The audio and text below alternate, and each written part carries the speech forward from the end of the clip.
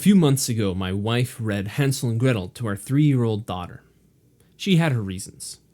But later that evening, after bedtime, I went out and hung out with some friends. Now, bedtime's really more of a suggestion, so my daughter wasn't asleep and asked for another milk bottle. As they were walking through the house, my daughter stopped in the entrance to my office, and she said, "Look, Papa's not in there. He's not working for us. He's not making us money for fruit snacks." It's like Hansel and Gretel, Mama. Now, I do work from home in this office, so I can understand how she could see that I wasn't working in here, but I didn't understand the connection to Hansel and Gretel. My wife explained that the reason Hansel and Gretel are in the woods in the first place is because their parents abandoned them because the parents are too poor to provide food for the children. Knowing that there was this deeper thematic message in Hansel and Gretel embodying the fears of fathers unable to provide for their children, I kind of chewed on the question of how much more had I missed in the story of Hansel and Gretel. And so, eventually, I read it myself, and I found that it was actually kind of great. So today, I want to talk about some of the deeper insights I found in Hansel and Gretel from the perspective of the father, the mother, and then the children. But this being a story that I had missed a lot of the plot points of, I think I first have to give a summary of the story. So I'm going to have bookmarks in this video. That way, if you want to skip ahead because you are confident that you actually know the original tale, feel free to skip on. Notably, Hansel and Gretel comes from the Grimm fairy tales. There are 7 different editions of these tales that were published by the Grimm Brothers. And in each of those, many of the stories changed. So the summary that I'm going to give is based on a hybridization of the 1st and the 7th edition, because I think there's interesting points in both that I want to talk about. So, without further ado, the original story of Hansel and Gretel, summarized by me. Hansel and Gretel are 2 children living with their parents. A famine comes through their land, and so their father worries about feeding himself and his wife, let alone their children. His wife says, "Let's abandon the children in the woods." So long, farewell, auf Wiedersehen, adieu. Adieu. The children overhear this conversation, and so Hansel, the boy, goes outside and gathers stones that are reflecting the moonlight. The next day, the parents give the children some bread and take them deep into the woods, then lie about coming back later.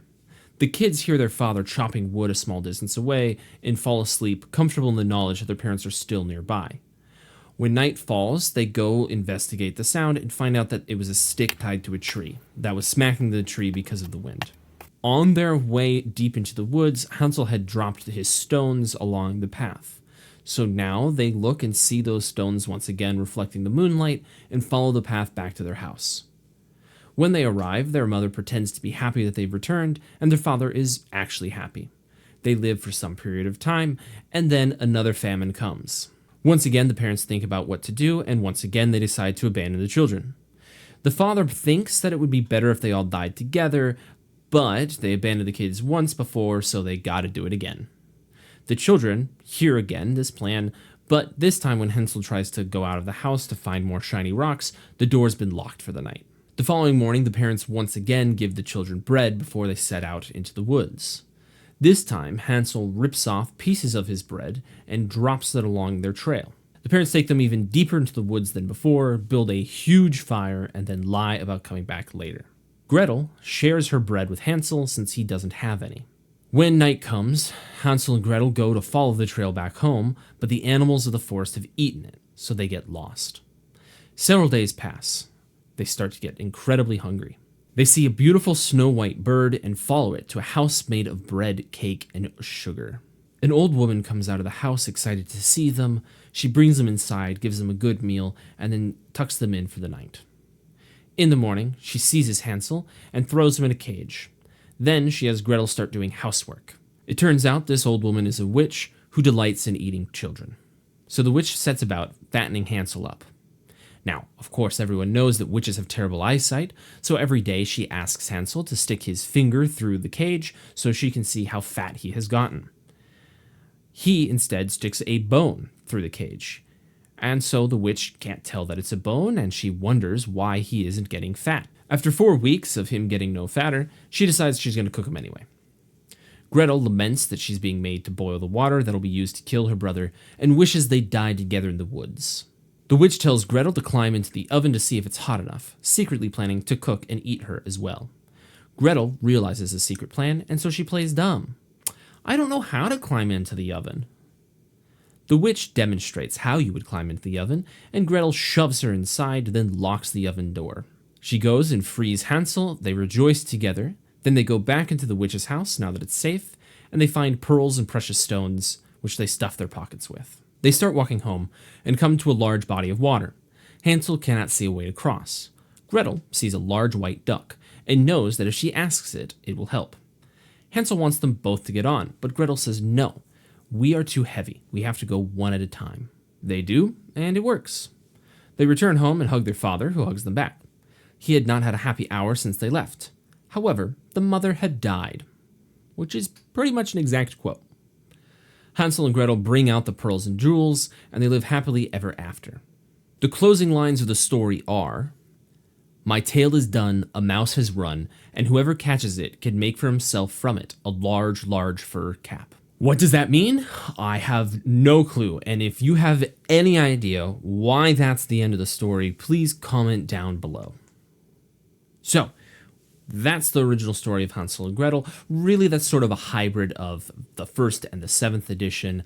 Let's talk about the different perspectives and underlying themes at play. So from the father's perspective, I've already talked a little bit about how this highlights a fear of many men that they won't be able to provide for their families. He is unable to provide for his children, and that's why they aren't able to keep them. But the story doesn't substantially dwell on the father being unable to provide.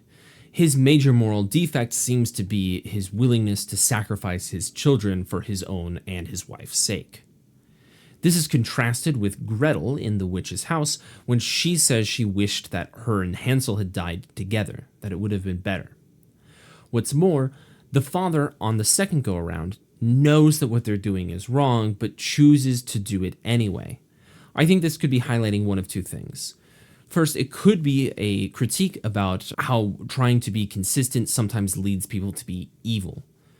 That out of pride, the father doesn't want to change his answer to what is right and just, and so even though he has this moral inclination that sacrificing his children is wrong, he already did that once, so he's willing to do it again, so as not to condemn his past actions. The other thing that this could be saying, and I think a little bit more likely, is the simple observation that an evil done once is more likely to be done twice. Once you've transgressed in a specific way, it's much easier to repeat that transgression. The major vice of the father in this story seems to be cowardice. He knows that they shouldn't sacrifice the children, but he fails to live up to the moral duties he has, and he accepts passivity, allowing his wife to be actively evil. This is pretty reminiscent of the failings of Adam in Adam and Eve. An often overlooked part of the story of Adam and Eve is Genesis chapter 3, verse 6.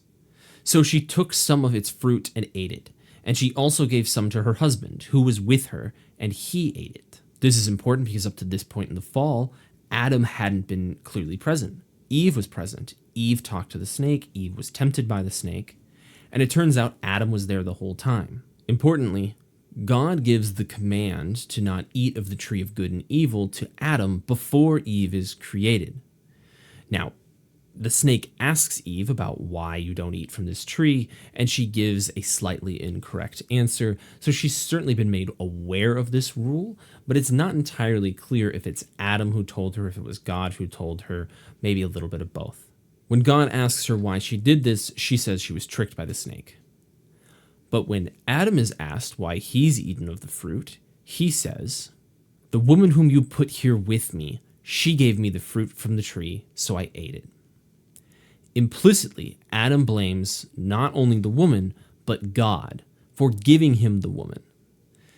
This feels a lot like the story of Hansel and Gretel, where the father is thinking, oh, I know that what we're doing is wrong, but I'm going to allow it to happen anyway. And we see the story shift a lot of the blame to the mother, even though the father is just as much a co-conspirator, if a slightly less willing one. The final important thing from the father's perspective is this idea of a circle of care. At the end of the story, the children, whom he thought of as a burden he couldn't afford, come back with riches beyond his imagination and make his life all the better, making the argument that, at least in long run, children give us more than they get, and sort of representing the idea that while we care for our children when they're young, our children care for us when we're old.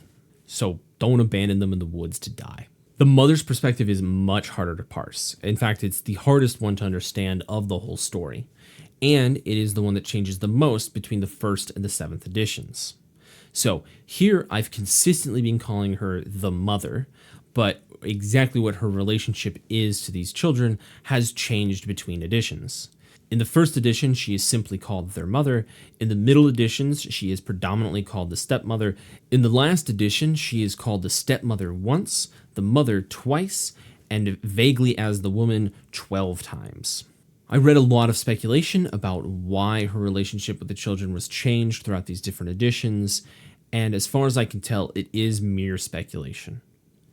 The predominant theory, though, is that the first edition of the book was significantly criticized for not being child appropriate, and so there were revisions made, particularly in the middle sections, towards being more child appropriate, and then the final edition might have taken another step back towards being a scholarly endeavor.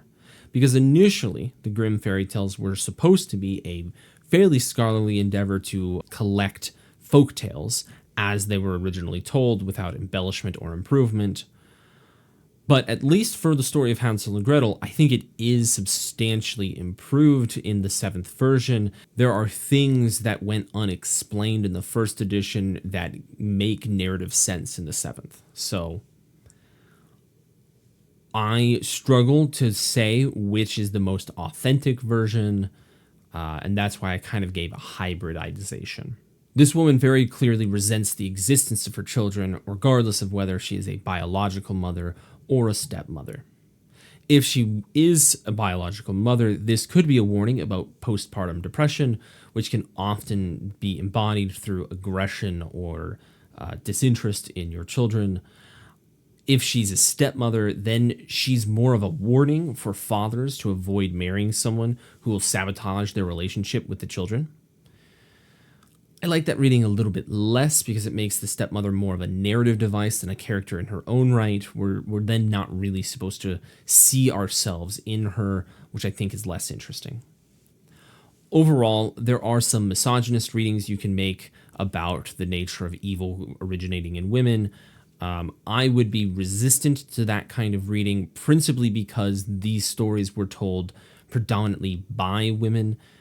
But it's certainly possible that a more misogynist reading is the point of the story. Now we come to the main characters, the children. First, I think it's very clear that this is a coming-of-age story. Parents push you out of the house before you're ready, and you face trials, and you overcome them and become richer for it. Notably, I think this is additionally complicated because it is a coming-of-age story rooted in poverty, and poverty often causes children to grow earlier than they're ready. In the view of a coming-of-age story, the principal lesson the children have to learn is how to assess for hidden dangers. First, there's adults who pretend to be friendly. The mother, the father, and the witch all pretend to be acting in the children's interest, all pretend that they're going to be helping the children, and all hide their viciousness behind false smiles. Notably, this isn't a lesson we clearly see that Hansel has learned, but we do get to see that Gretel has learned. When the witch asks her to climb into the oven, she recognizes the inherent danger and then turns the situation on its head. And then later, when they see the white duck, Gretel recognizes that the duck actually can't support both of their weight. If they get on it, they'll drown. And so once again, she sees a hidden danger and correctly diagnoses it. I think it's particularly interesting with the white duck because twice white birds are accompanied with this hidden danger. First was the beautiful white bird that led them to the witch's house. Second was the white duck that helped them cross the water. White birds are often supposed to be representative of the Holy Spirit, and while I didn't include it in my summary, several sections of this story include invocations to God to help them, less in the first version, more in the seventh version, but in both versions there is some praying that happens. So if these birds are supposed to be representative of the Holy Spirit, it seems to be implying some kind of lesson like, The Holy Spirit will help guide you through troubles, but you too must engage with them. It's not just going to solve every problem for you. Keep your head on a swivel. Additionally, I think it's very important to point out the relationship between Hansel and Gretel is supposed to be emblematic of how men and women are supposed to interact, whereas the parents are supposed to show us how men and women can tear each other down and bring themselves to evil. Hansel and Gretel are supposed to show us how men and women can build each other up, because they save each other repeatedly.